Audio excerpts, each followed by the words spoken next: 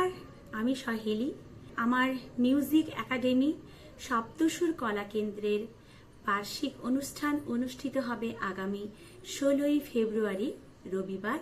স্থান ভগবান মন্দির, রূপশ্রী বাইপাস। এই অনুষ্ঠানে অংশগ্রহণ করবে আমার একাডেমির ছোট ছোট ছাত্রছাত্রীরা। আপনাদের সাদর আমন্ত্রণ জানাই। আমার এই সাংস্কৃতিক সন্ধ্যা আরো সঙ্গীতময় হয়ে উঠুক এবং আরো মনোরম হয়ে উঠুক আপনাদের উপস্থিতিতে।